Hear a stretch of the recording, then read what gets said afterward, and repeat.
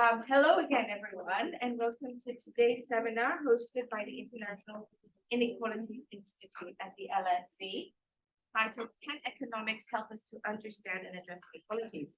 Very provocative question.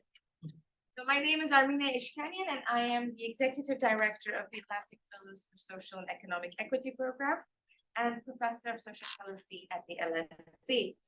I'm incredibly pleased to be chairing today's seminar, which is part of the III's Inequality Seminar Series. And today's speaker is Dr. Carolina Alves. Carolina is an associate professor at the University College London Institute for Innovation and Social Purpose. Carolina is the co-founder of Diversifying and Decolonizing Economics, a network of economists working to promote inclusiveness in economics in both the academic content and the field's institutional structures. Are the online audience down here? Hello, online audience. May I ask that you please keep yourselves muted? As usual, there will be an opportunity for you to pose questions to the speakers following the presentation. I will take questions both from the room and online. Now, without further delay, Carolina, over to you. Thank you very much. And I'm so sorry for being late. I decided to walk, start raining, go a cab. I was like quite happy in this black cab. It's like, oh, I'm in a black cab, but just I didn't move. So it wasn't that fun, as fun as I thought it would be. So thank you for being here today. And thank you, Armine, to invite me. Where is Sarah? Yeah, I'm always happy to be here and talk about economics and equality, but also how economics is trying to deal with so many different issues.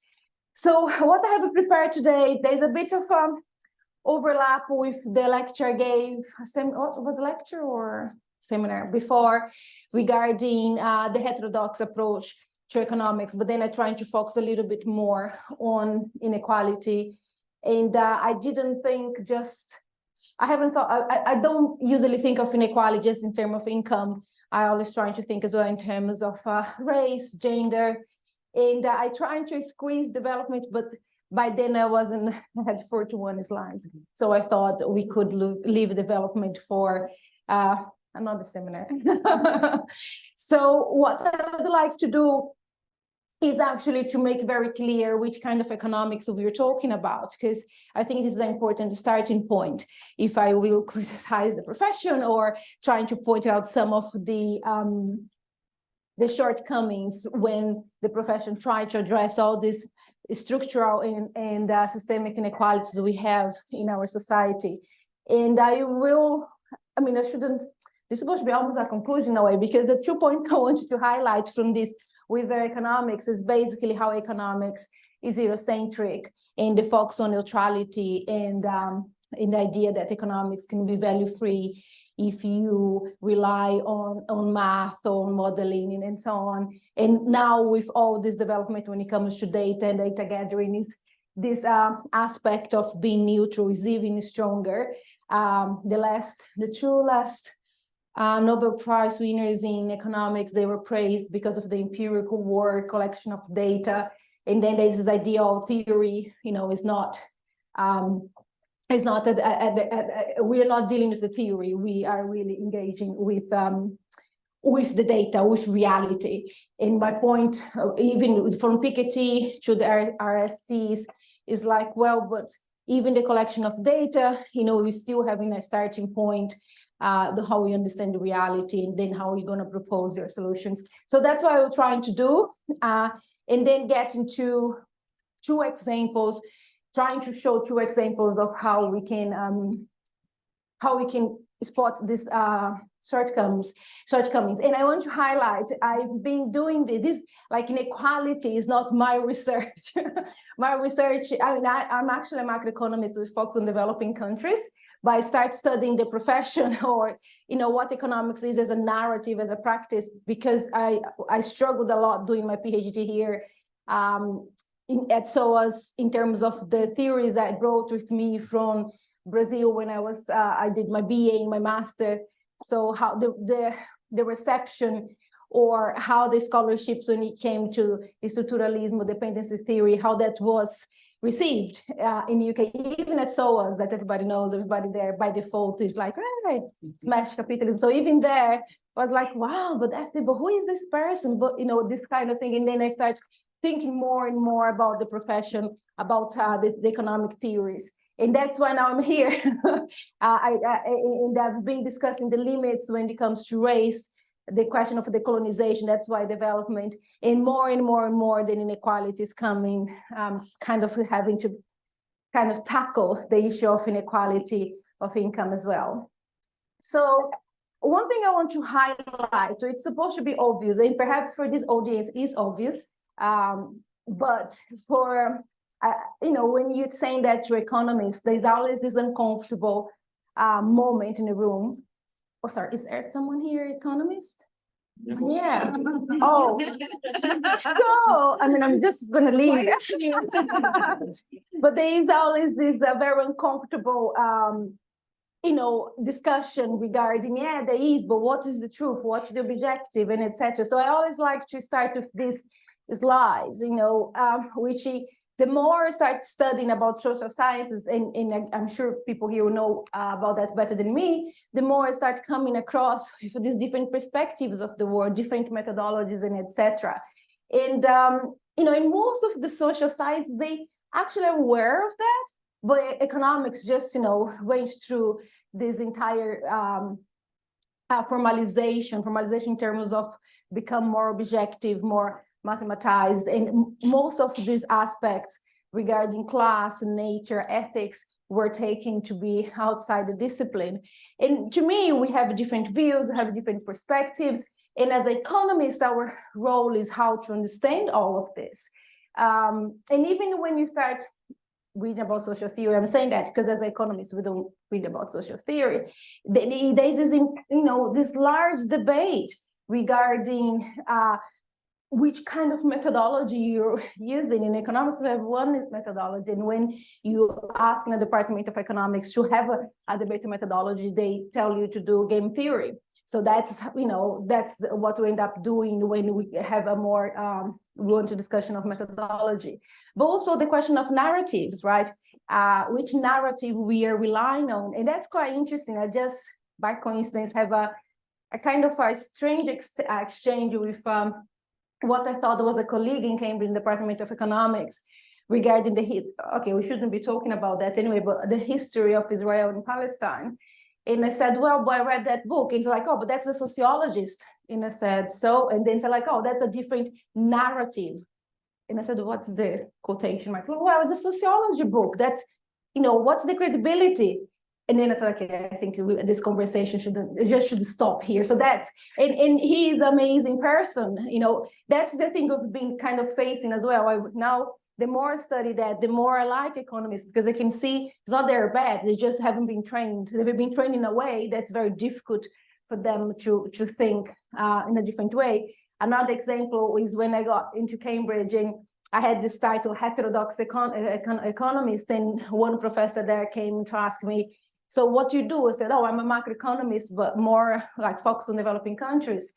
And he said, so which modeling you're using? I said, well, I don't use modeling. I do descriptive statistics, but, rely on qualitative research. And then it was like, but then how are you a macroeconomist? And I thought it was a bit undermining, but actually after spending 5 years there, he's another amazing person. He didn't even realize that to say to me that I don't do macro because I'm not doing modeling was a problem. I mean, it was a problem, but not in an offensive way. So I like to highlight this idea there's no absolute truth, no absolute theory. And because of that, and that's where I want to talk a little bit today, when you look at the history of economics, we see this divide in a discipline. And I know we have problems with label. There are many people that don't like the label heterodoxy and so on, and you can discuss that as well. But I'm using here is a useful way to highlight the different ways to do economics. And I would like to highlight to the economists that how who is telling the history matters a massive deal as well. So we have to be very concerned about that. And this is an extra slide in a way, because when you read social theory and think that way, you can see how all of us here we have this, what a literature call epistemic privilege, right? Of how we see the world, how we use the theories you were relying, the methodology you were relying, all this, is a way to see the world. That doesn't mean it's the right way, the truth way, the correct way, because there's never able, in social science, that's very difficult to achieve. So my point for when I'm giving this kind of seminars is at least to ask for us to be self-critic vigilant when we're using our methods, doing our research, knowing that we have this epistemic privilege. And when it comes to more recently I'm talking about the 1970s, with all this discussion about the post-colonial theories and so on, one important part of this epistemic privilege was to consider how most of the knowledge that started being built after the Enlightenment had this, it has this implicit this racial hierarchy in a way you produce our knowledge. And more and more this has been discussed, and there are disciplines that are looking back and having this discussion regarding how knowledge is produced in their own field. But economics managed to get away from that. And I'm writing a book with a friend, I haven't finished that, but which trying to highlight, or at least to make a case why economics hasn't been able to do that, to go through this discussion. And we have, a few arguments there, how economics start being less and less interdisciplinary. So by default, you shield yourself from these debates, but also how economics, or the way economics was born with Adam Smith and so on, we're going to discuss that, was very much a theorization about this system that started after feudalism and the idea of progress in technology. And this also brings limit to how we add to that narrative the question of how the development of capitalism itself was violent, was racial, and etc. So now, even the core, that is one of the books, one of the projects trying to teach economics in a more realistic way. This new version comes in December, and I know because I've been following them, their project with Wendy Carlin, they're going to have a little bit of colonialism and capitalism there, which is amazing, but still it's like, oh, this is history, right? This is like there. So we still have a long way to go. So if I could summarize, I would then, look at economics as any other sciences and how it has been developed. And we have this, this is a bit of a heavy slide, but we have this, we always teach our students that economics is coming from this classical political economy discussion, and then it goes through all the marginalist revolution, the formalization of economics, of econometrics, and all the context of Cold War and so on. And, we can have an entire seminar on that. And I think in the other discussion, I spend much more on that kind of development of economics.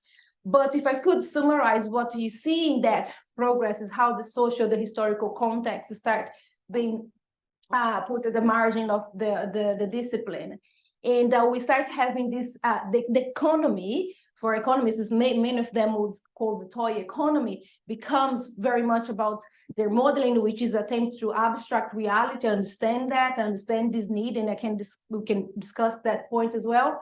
But then all these aspects regarding, nature, ethics, and power become outside economics. So when it comes to discussing equality, to me, our starting point is how we do this if the discussion of power is not part of economics as a discipline. You have market power, we know, and there is a literature on market power, and you have collaborations at the PhD level or not, between economists and sociologists, but you're never going to go through a BA or a master in economics and have a discussion on power or the many dimensions of power, let alone then to talk about other type of implications, such as discrimination of gender, race, and etc.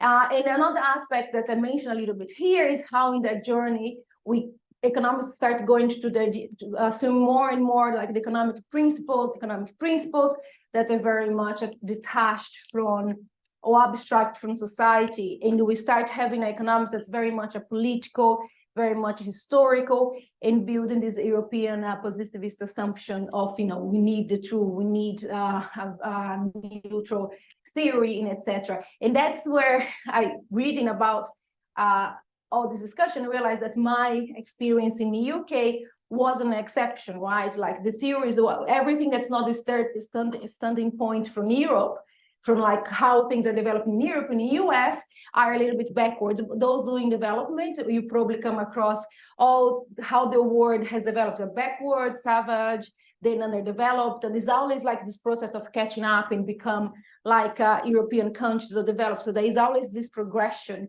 like, abstracting also the violence, the conflicts we had in that process. Abstract in the sense that's not part of the theorization. Right, of course, when you talk to economists, they know that exists, but then they go back to their tools. And there are many broader implications of this. The naturalization of capitalism, which I think is quite a problem. You can go through entire academic education in economics without discussing what capitalism is. It's like is again this view of progress we achieved there, and that's what we're fine. And we're seeing that as this rationality, how we achieve rationality in the question of endogenous technological development that we can discuss a little bit more. And, if you push that forward, this naturalization has implication. I've been repetitive in a way, but how scholarships on the legacy of colonialism, they become more neglected in the discipline. I wouldn't say even now. It's come a little bit of discussion, but very much neglected. And all the exploitative principles of capitalism are hidden. So that is hidden in the sense that because you don't tell that story, because you don't bring it in the center of your analysis, it's like if it was in the past and there are no legacies now, or we're not going to have any, it doesn't impact our modeling or whatever.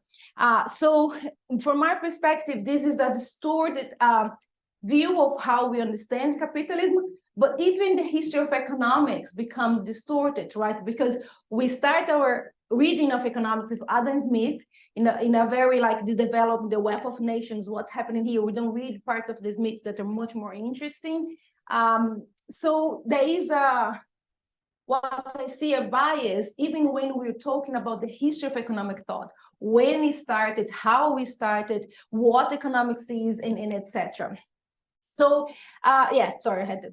Last bullet point. One thing that now people are talking more and more became like, do we really become Adam Smith?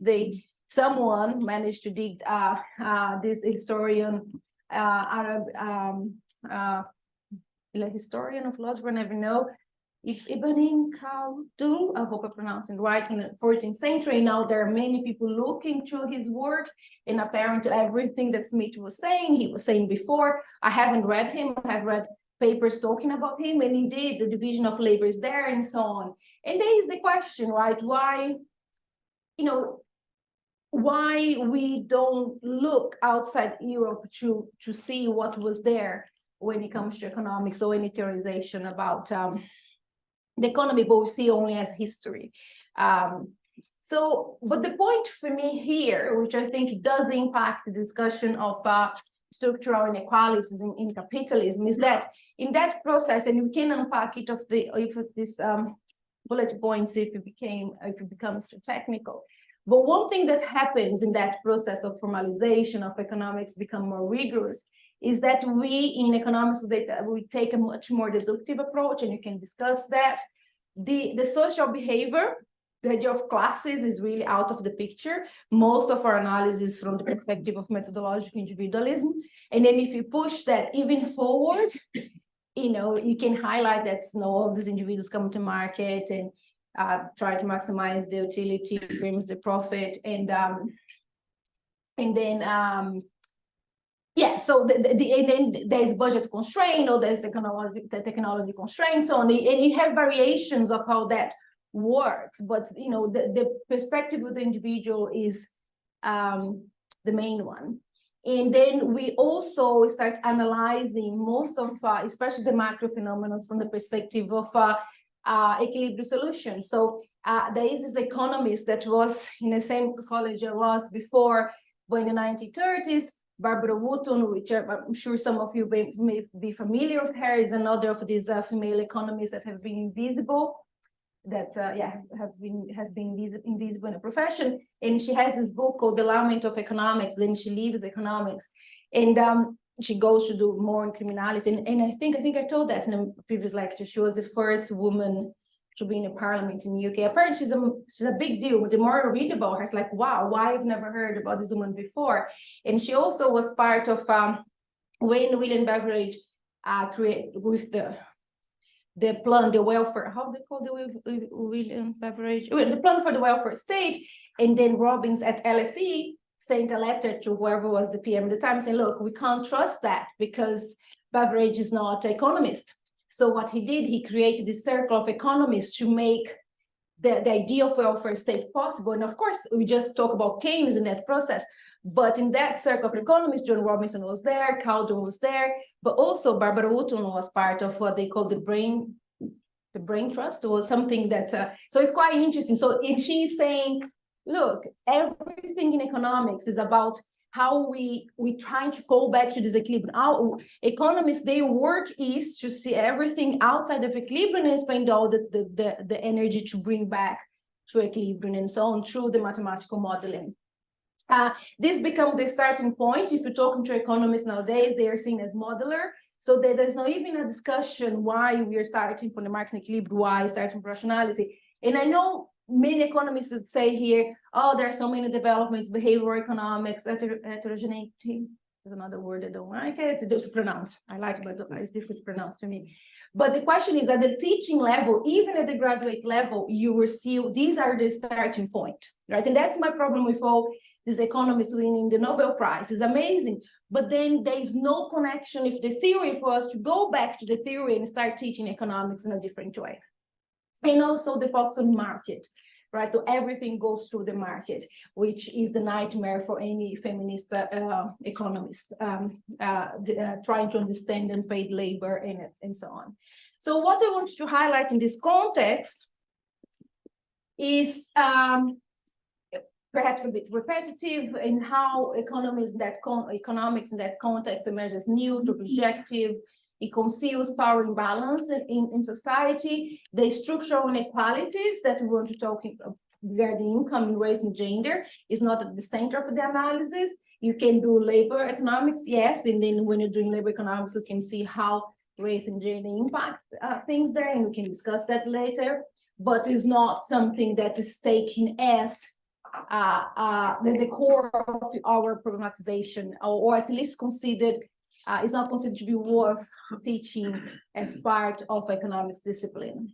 If you want to do that, at least I know the LSE VA in economics is a bit different, but in Cambridge, if you want to do any module regarding this, you really have to go to other departments, and there's a massive pressure for students not to do that because they're supposed to do doing the math. So their DOS, their director of studies, encourage them to not do these modules, and they end up not doing because they have to do other modules recommended by their DOS. So yeah, so the claim of objectivity, it means also something that's quite complicated when you want to talk about inequality or decolonization, which is, literally the one size fits all. You have the principles, the law in economics, that then it kind of function across political and historical context. And you can see that with the new institutionalism in economics, with, all respect to Asimov and others. You go back more in the 50s and the 60s, all this idea of how institutions, we have to have the European institutions in global South countries for them to achieve development and so on, because institutions in developing countries are corrupt by default or whatever. So there's this idea, this historical way of deciding policies for other countries. There's a very interesting case from the IMF regarding private property in Chile, because of course private property is key to development, to production and so on. But was it Chile? I'm confused. It's a country in South America. I can share the references. But the idea of private property was so not, they couldn't conceive the idea of private property in that area, and it was a mess. It didn't work, right? But no IMF economists, that was 1980s, probably cared to talk to someone in this Latin American country to understand the culture, to understand how they would deal with the idea of private property, with the division and so on. It's a very interesting paper discussing this case, if someone is interested. So implications, we are always under the general equilibrium approach. Yes, we have this simplifying reality through models. We have, because of the deductive approach, we have our assumptions regarding equilibrium, representative aging. That's the question of preferences that we can have an entire discussion on this, and how to make the preference to work in a more mathematical setting. So you assume representative agents, and then it becomes much easier. State is out of this picture. Is much more about is the question of market failure. I always, especially now working at IPP, I'm kind of reading more and more about the state, and I see that we economists that have spent so much ink discussing market failures, right? To trying to understand, but not as much ink discussing government or government failures. Is literally, although there were changes, is literally the same. Worse than market failure is the government intervention. We just don't have. If you ask economists a theory of a state, and I'm not saying that we need to go all radical, let's go with Marx and Gramsci, whatever, have a theory of the state, something in economics, how do you see that? But we don't spend as much ink on that, so we have to spend understanding market failure. Even if reality keep telling us, especially with the pandemic, the green transition, that we're gonna have a problem regarding how we see the state. So again, these deviations from basic assumptions are always considering perfection, externality. So we always have to deal that as one of event that happens that we can't we don't know, is outside of our modeling and so on. So just go a little bit quicker here because I think I'm going too slow. So even if you look at the literature or the vocabulary, is always a shock: financial shock, productivity shock, health shock, or economic shock effect to financial real system. And then it becomes that massive deal regarding the supply and demand shock. There's a very interesting blog at LSE interviewing the top economists at the time regarding if the pandemic was a supply or demand shock. And it's a massive deal because, for example, if we're teaching at the graduate level, especially macro, we literally don't have a model if there are shocks happening at the same time. Right, so you have to move the short run, the long run curve at the same time, and it becomes a mess. And I think Monkey was doing something that trying to fix it, at least at the principal level, but it's complicated. So then pandemic is like happening, and economists like, but is a supply or demand, because it matters for the recovery, is V or U recovery and so on. But there's always this shock. And that's quite interesting. I like to highlight that. So the SSA is let's say the largest, more important conference you can have in economics. It happens every January in the US. Is run by the American Economic Associations. So we are there in 2019, a little bit before the pandemic, and we had that this was in this massive hotel in the US. So you could vote what would be the next questions. And as you can see, no one impressed with the pandemic. And it's of course it's not about guessing, we don't know the future. But the question is, we don't build a kind of economies that are dealing with these uncertainties to the possibility of the system not being in equilibrium and so on. Anyway, so I'm going to come back to this later. So, oh gosh, yeah. So anyways, just highlight, shocks always happen, framework.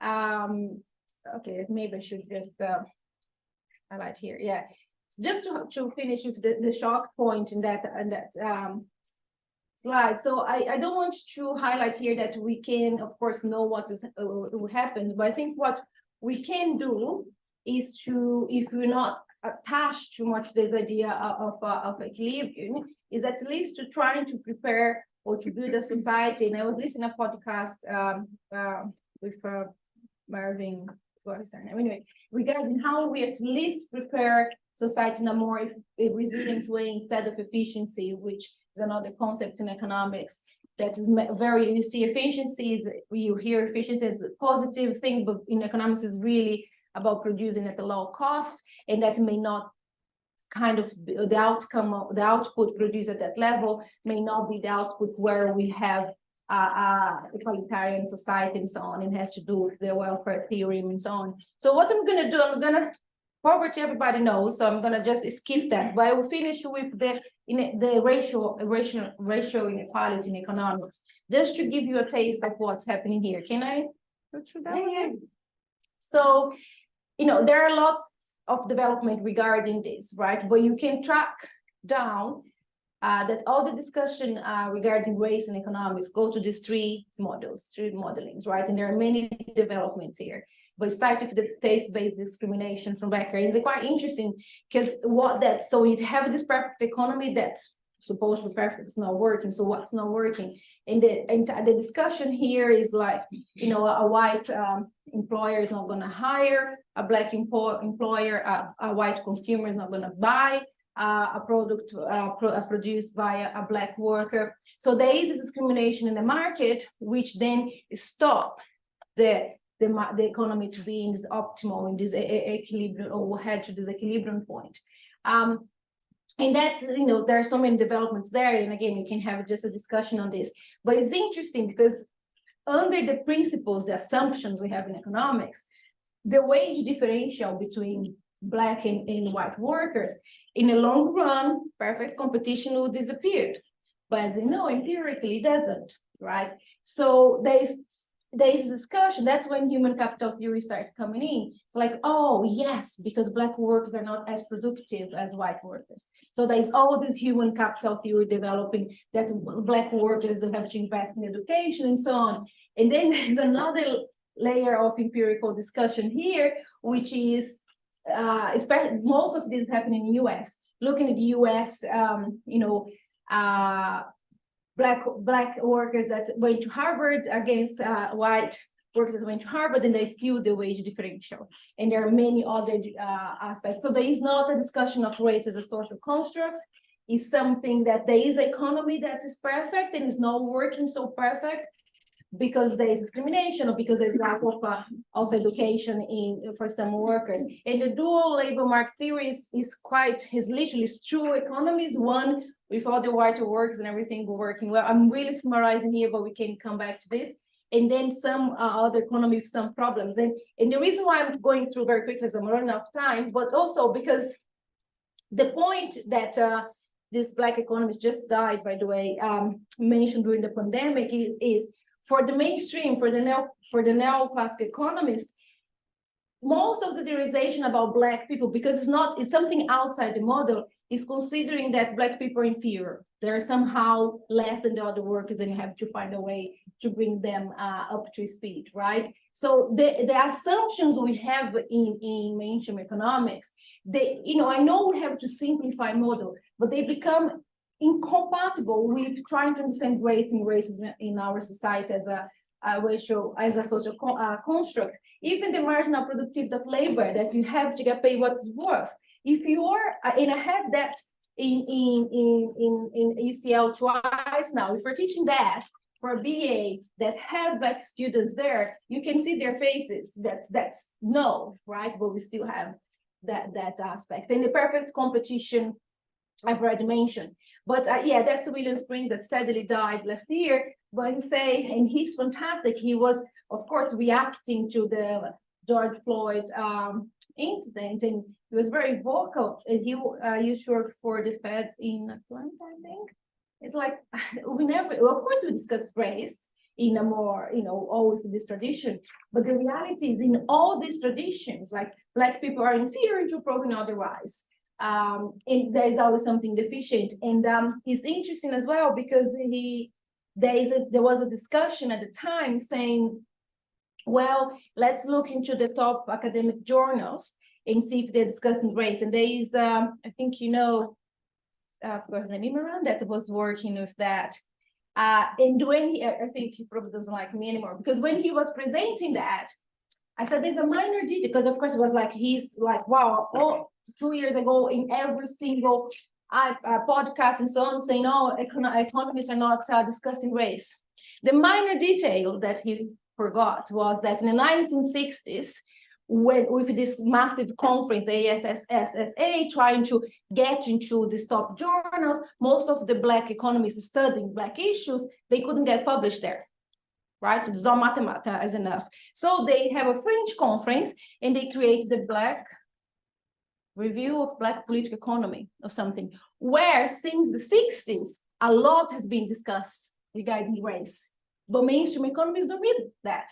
And in their research, I said, this is amazing, but actually, either we're not considering these Black economists like William Spring, Solidarity, I don't know if come across doing reparation in the US, either they're not economists, so which is even worse, or you're gonna assume that you have a problem with your research, right? Because you can't just look at the top 4 journals of the profession who by default can't have an adequate approach to race, and then say that race hasn't been studied. So that is a massive deal, and he never replied that to me, and now, yeah. But I like with Solidarity saying that as well, right? He's saying, look, for Black people are a problem for anyone who believes in orthodox economic theory. You can deny, but if you push your method to extreme, that's where you are. And these two economists, they're successful, they are, they're not like in UK, sometimes you come across with all this crazy heterodox economists. No, they're doing a fantastic work, and they still say that. So what basically the main point I want to do here is the methodology matters when you want to approach some discussions such as race or gender or income inequality. Income inequality is a little bit more, especially in the Keynesian field, the remuneration of the factors of production and so on. And that's what we didn't discuss. But if you go back to what happens to economics when we move from the theory of value become this utility, the subjective theory of value, we are really not, and I'm not need to tell you about the capital controversy and so on, we really are assuming we have this marginalist approach of how factors of production are remunerated, and that's it. Some economists would go, there's a lot of corporate power now, there's been a little bit discuss a little bit more. We have heterodox economists become mainstream in a sense of in the media, like Isabella Weber, talking a little bit more about the sellers' inflation. And it's interesting because Isabella's point regarding this is not Isabella. She's saying, look, Lehner was saying that inflation can be driven by profit and by wages, right? But we start modeling just from the perspective of supply, understanding that's again the supply demand problem. And then is that wages is either inflation is always a heated economy or a wage spiraling, etc. Because that's our methodological or our toolkit. So anyway, we can. Sorry, it was rushing. I think I prepared too many things as usual. But and sorry for rushing, but happy to discuss more. And that's it.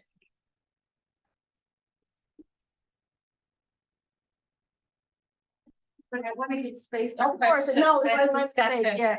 So thank you so much for your insightful presentation. Oh, that was a nice slide, sorry. We'll leave it up here. Yeah. So I'm going to open the floor to questions. I'm going to take 3 at a time. Why don't I start online if there's anything? No? Okay, so in the room. One.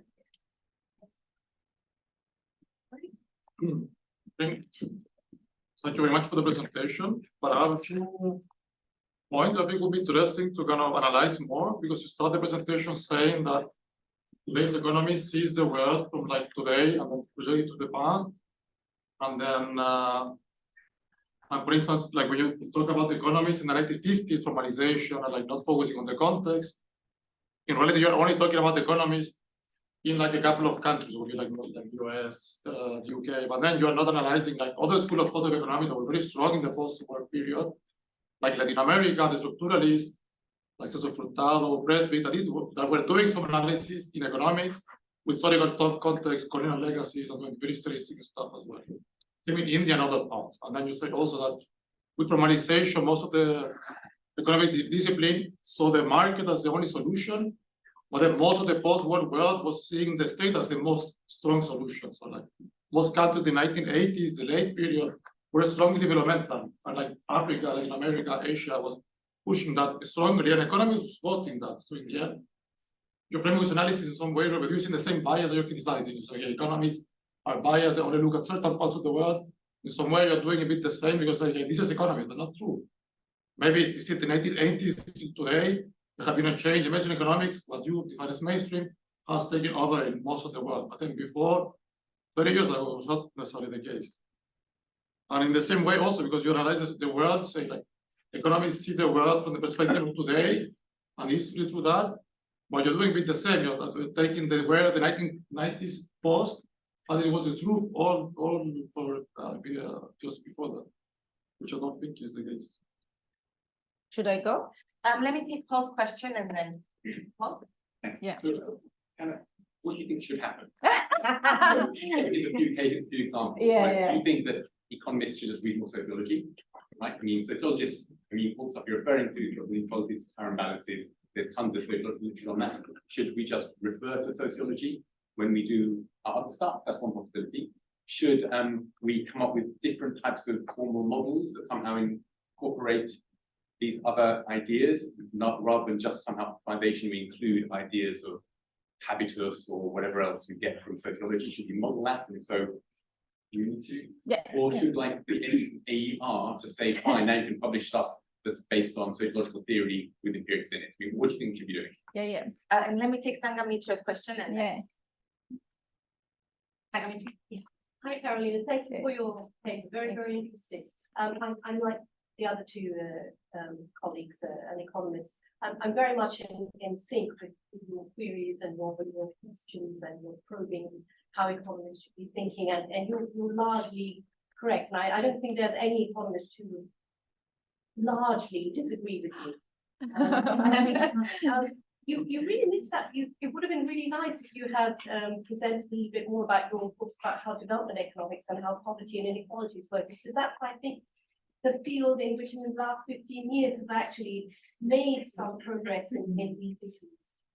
So, for example, you're talking about the impact or the role of history, for example. Yeah. This has been quite big in development economics, and the role of colonialism in having resulted in today's economic structures. And for example, Thomas Piketty's book on inequality, global inequality, is also historical, right? And talks about the persistence of inequality over time and how it's been a historical event. So there has been some movement in that direction. So that probably would be one field where they actually are moving away from equilibrium-focused economics. You're a macroeconomist. I'm sure you know about Audit Delors' recent book, which is actually moving towards something what you're trying to ask us to do. That is a unified theory of growth. That how does economics or how does the economy merge with ideas how we understand society works, and therefore some of the things that you mentioned right in the end about how we deal with racial inequalities is a part of the history and a part of how social structures have changed over time.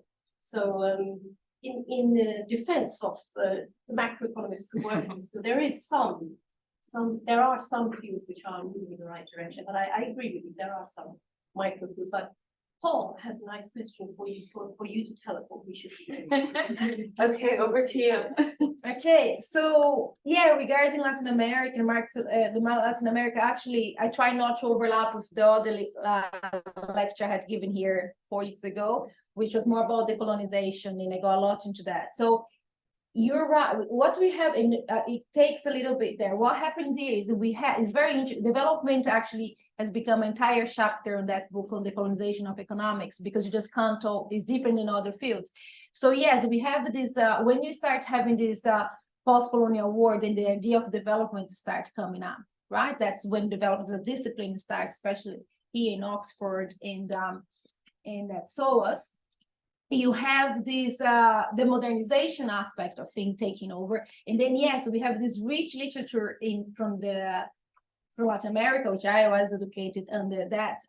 So my dream actually to have a scholarship now at IPP called Bambirra. That's one of the dependency theories from Brazil. So the question is, what I'm trying to say here is how this theory is marginalized. In Latin America, we're quite, even a mainstreamer would go through that theory. Trying to do the dependency theory now. Now we have my co-author Ingrid pushing for that. She's based at King's College. But the idea, and then you have Andy Higginbottom, anyway, he was translating Tetonio to Santos and Marini, right? But the reality is these are what I haven't been able to tackle to get there. This would be what I will have under this umbrella of heterodox economics. You don't teach that. Not even anymore, USP, Unicamp, are the top universities in Brazil, we don't teach that. So my point is, what is mainstream? So yeah, there's a rich literature in that in Latin America. There's a rich literature in India. So many interesting Indian economists, but this is not taught. This when you're doing development nowadays, and that's I'm gonna tackle your question later. You know, what's the golden rule of development? RCTs, right? Look what has been published in top journals of development in economics. If 10 years ago we had 2 papers on RCTs, now we have over 80% of papers on RCT, randomized control trials. Do you think you're going to get published in a world development with a paper relying on Marini? We're not going to get there. And then you don't get hired in the Department of Economics, even USP in São Paulo. Where are you from, Latin America? Chile. Chile. Yeah. So the thing is, so I think what I'm trying to say, there is so many rich developments, but they don't become core. They don't become part of what we teach our students. In Latin America, it's even more problematic than India, because what happens in Latin America is we start, and that's what we're trying to talk in our book regarding how this type of economics carry on. They start having the gatekeeping discussion. So what happens with a lot of the IMF problem in the debts in developing countries, like the curriculum at the ministerial level, the Minister of Education have a reformulation. So for example, my generation was the last generation that actually was reading something that was not textbook. International economics used to read Prebisch. Now we have what's the main textbook in international economics? I forgot his name.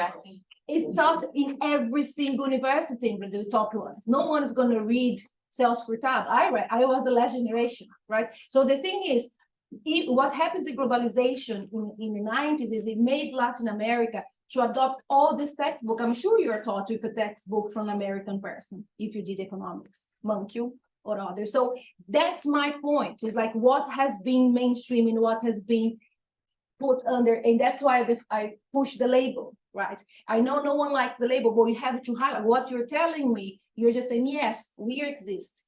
So what's our label? Because you're not mainstream and you're not going to be hired by economics publishing the type of paper we're publishing. So we hide ourselves in other departments. So we can carry on doing this. So I think the point was just that your timeline is complicated, because this is 1950s common formalization, I would say, rather is like 1980s, end of the Berlin Wall, the collapse of like the dirigist economies. This created a trend for like putting more value into the market. Because of historical reasons, it was supposed to be the winners. Well, our formalization of economics started in the 90s, if the Washington Consensus Latin America, but their formalization started in the 50s. So there are 2 different timelines we can discuss. And regarding the market solution, that's another very interesting thing, is like we have all these strong states pushing for industrialization in Latin America, right? And most of them under dictatorship, which we had a discussion, you have to be very careful when you're talking about this. But the reality is, and that is why I love Hutchins Chang's book, Moving Away the Ladder. Yeah, that happens. But what is the advice from IMF if you want to develop? It's not a strong state. It's not to protect your infant industry. And that book from Hutchins Chang is based on history, especially Latin American Asia. Is moving away the ladder. He has another book called Bad Samaritans. I don't know if you're familiar, which is like, you know, you just go to developing countries and you tell them to do everything that you, a developed economy now, didn't do it when you're developing, right? That is liberalized and open the market economy. There is no textbook or IMF advice that you come, especially for the green transition now, that say, we need to state to do that. The ISA, import substitution industrialization, is not part of anything. So we have to be very careful. Regarding what to do, I mean, I didn't talk about heterodox economics, which was, I think we have, like, I just finished with Piketty, right? Yes, Piketty is great, but what has happened with what we call the Piketty children, right? Which they're fantastic.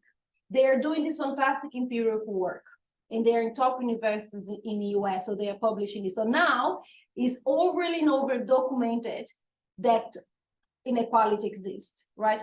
But how that has been incorporated in how we teach. I mean, I'm not saying that Piketty children were at this favor. I did that once, and people just try to kill me. But the thing is, if you don't have the communication with the theory, you know, why we have the credibility revolution in economics now is all this discussion documenting inequality, for example, or the inefficiencies in the labor market, the minimum wage. But why we don't go back then and change the theory? You know, why we don't start studying theory, incorporating inequality in a different way? So yeah, there are developments. Even behavioral economics, I'm surprised that no one mentioned behavioral economics. It's another development regarding the rational agent. But in the UK right now, there isn't a single BA in economics that behavioral economics is core, not even at a graduate level. So that's the point. And who dominates the American Economic Association? Who dominates Cambridge, LSE, Warwick? What's the other four departments? Dallas, anyway, Oxford. They're not doing behavioral economics. They're not doing Latin America economics. And Piketty, you can do as a research in your PhD and just do the empirical aspect of it, or you can come here and work with Mike.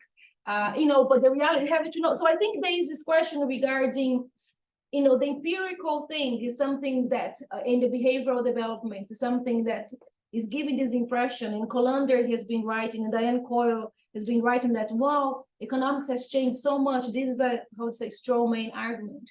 But there are tweaks, right? But not a change in the core of how our lenses, how we conceptualize economics and so on. But I can talk more about that. Sorry, I got excited the Latin America thing just because that's what I do for a living, more than this. So we're 5 minutes past the time, and I'm conscious that we have to give the room back. So I'm sorry I didn't get it if there were other people who had questions, but I want to thank you again for your presentation. It's been a pleasure for me to chair today's event, and thank you to everyone in the audience who joined us in the room and online. And sorry, we'll talk again. I guess I have to. There's the other 20 slides of the presentation for this. Maybe we need a longer. Yeah. Anyway, thank you. Thank you.